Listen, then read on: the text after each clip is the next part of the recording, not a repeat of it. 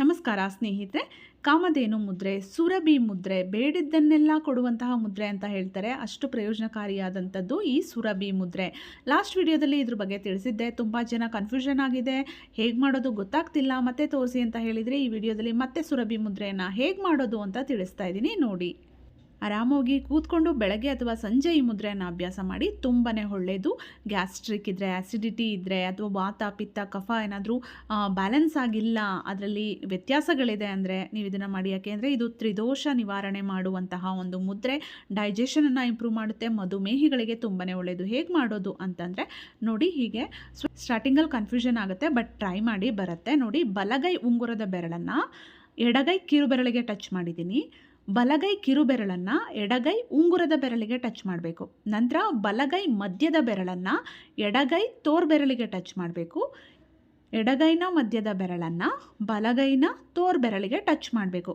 ಹೆಬ್ಬೆರಳುಗಳು touch ಆಗಬಾರ್ದು. ಈ ರೀತಿ ಮಾಡಿದ್ರೆ ಇದು ಸುರಭಿ ಮುದ್ರೆ. ಇದನ್ನು ಸ್ಟಾರ್ಟಿಂಗಲ್ಲಿ ಮಾಡಿದಾಗ 1 ನಿಮಿಷನೋ 2 ನಿಮಿಷನೋ ಮಾಡಿ, ನಾನು ಸ್ವಲ್ಪ ಕೈ ನೋವು ಬಂದುಬಿಡುತ್ತೆ ಸ್ಟಾರ್ಟಿಂಗಲ್ಲಿ. ಆಮೇಲೆ ನೀವು 15ರಿಂದ 20 ನಿಮಿಷದವರೆಗೂ ಪ್ರಾಕ್ಟೀಸ್ ಮಾಡ್ಬೋದು. ಊಟ ಆಗಿದ ತಕ್ಷಣ ಮಾಡಬೇಡಿ, ಊಟಕ್ಕಿಂತ ಮುಂಚೆ ಮಾಡಿ, ಅಥವಾ ಬೆಳಗ್ಗೆ ಎದ್ದಿದ ತಕ್ಷಣ ಅಥವಾ ಸಂಜೆ ಪ್ರಾಕ್ಟೀಸ್ ಮಾಡಿ. ತುಂಬಾ ಒಳ್ಳೆಯದು. ಮಧುಮೇಹ ಇರೋರು ಕೂಡ ಪ್ರಾಕ್ಟೀಸ್ ಮಾಡಿ. ನಿಮ್ಮ ಶುಗರ್ ಕಂಟ್ರೋಲ್ನಲ್ಲಿರೋದಕ್ಕೆ ಇದು ತುಂಬ ಸಹಾಯ ಮಾಡುತ್ತೆ. ವಾತ ಪಿತ್ತ ಕಫವನ್ನು ಬ್ಯಾಲೆನ್ಸ್ ಆಗಿಡುತ್ತೆ. ತಾಯಿಯ ಎದೆ ಹಾಲನ್ನು ಜಾಸ್ತಿ ಮಾಡುತ್ತೆ. 3ನೇ ಚಕ್ರ, ನಮ್ಮ ದೇಹದ 3ನೇ ಚಕ್ರ ಮಣಿಪುರ ಚಕ್ರವನ್ನು ಉತ್ತೇಜನ ಮಾಡುತ್ತೆ. ಅದರಿಂದ ಕ್ರಿಯೇಟಿವಿಟಿ ಹೆಚ್ಚಾಗುತ್ತೆ. ನಮ್ಮ ದೇಹದ ಗ್ರಂಥಿಗಳ ಸಮರ್ಪಕ ಕಾರ್ಯನಿರ್ವಹಣೆಗೆ ಸಹಾಯ ಮಾಡುತ್ತೆ. ದೇಹದ ನೋವುಗಳನ್ನು ನಿವಾರಣೆ ಮಾಡುತ್ತೆ. ನಮ್ಮ ದೇಹದ ದ್ರವಗಳ ಚಲನೆಯನ್ನು ಹೆಚ್ಚಾಗಿಸುತ್ತೆ. ಅದರ ಕಾರ್ಯಚಟುವಟಿಕೆಗೆ ಇದು ಸಹಾಯ ಮಾಡುತ್ತೆ. ಕಿಡ್ನಿಯ ಆರೋಗ್ಯಕ್ಕೂ ಕೂಡ ತುಂಬಾ ಒಳ್ಳೆಯದು. ಸ್ನೇಹಿತರೆ, ತುಂಬ ಒಳ್ಳೆಯ ಮುದ್ರೆ. ಪ್ರಾಕ್ಟೀಸ್ ಮಾಡಿ. ಈ ಮುದ್ರೆ ಗಾಯತ್ರಿ ಮುದ್ರೆಗಳು ಅಂತ ಇದೆ. ಅಂದರೆ ಸುಮಾರು ಮುದ್ರೆಗಳು ಬರುತ್ತೆ ಗಾಯತ್ರಿ ಮುದ್ರೆಗಳಲ್ಲಿ. ಅದರಲ್ಲಿ ಸುರಭಿ ಮುದ್ರೆ ಕೂಡ ಒಂದು. ಗಾಯತ್ರಿ ಮುದ್ರೆಗಳನ್ನು ಕ್ಯಾನ್ಸರ್ ನಿವಾರಕ ಮುದ್ರೆಗಳು ಅಂತ ಹೇಳ್ತಾರೆ. ಆ ಮುದ್ರೆಗಳನ್ನು ಪ್ರಾಕ್ಟೀಸ್ ಮಾಡಿದ್ರೆ ಒಟ್ಟಾರೆ ನಮ್ಮ ದೈಹಿಕ ಮಾನಸಿಕ ಆರೋಗ್ಯ ವೃದ್ಧಿ ಆಗುತ್ತೆ.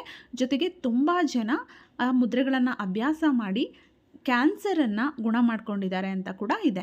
ಹಾಗಾಗಿ ಸುರಭಿ ಮುದ್ರೆ ತುಂಬಾ ಪ್ರಯೋಜನಕಾರಿಯಾದಂತಹ ಮುದ್ರೆ. ಹಾಗೆ ನಿಮಗೂ ಗಾಯತ್ರಿ ಮುದ್ರೆಗಳನ್ನು ಕಲಿಬೇಕು ಅಂತ ಇದ್ದರೆ ನಾನು ಆಲ್ರೆಡಿ ಅದ್ರ ಬಗ್ಗೆ ವಿಡಿಯೋವನ್ನು ಮಾಡಿದ್ದೀನಿ.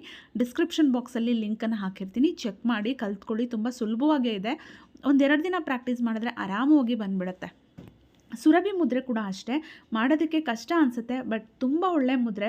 1-2-3 ನಿಮಿಷ ಈ ಮುದ್ರೆಯನ್ನು ಹಾಕ್ಕೊಂಡು ಕೂತ್ಕೊಳ್ಳಿ, ನಿಮಗೆ ಗೊತ್ತಾಗುತ್ತೆ ಡಿಫ್ರೆನ್ಸು ನಿಮ್ಮ ದೇಹದಲ್ಲಿ ಆಗುವಂಥದ್ದು. ಕೆಲವರಂತೂ ಡೈಜೆಷನ್ ಆಗೋದಿಲ್ಲ, ಪದೇ ಪದೇ ಆ್ಯಸಿಡಿಟಿ ಆಗ್ತಿರುತ್ತೆ, ಹೈಪರ್ ಆ್ಯಸಿಡಿಟಿ ಆಗ್ತಿರುತ್ತೆ, ಮೇಲೆ ಬರ್ತಿರುತ್ತೆ, ಹುಳಿತೇಗ್ ಥರ ಅಂತೆಲ್ಲ ಇರ್ತಾರಲ್ಲ, ಅವರೆಲ್ಲರಿಗೂ ತುಂಬಾ ಒಳ್ಳೆಯದು. ಟ್ರೈ ಮಾಡಿ, ರಿಸಲ್ಟನ್ನು ತಿಳಿಸಿ. ಮತ್ತೆ ಭೇಟಿಯಾಗೋಣ. Thank you.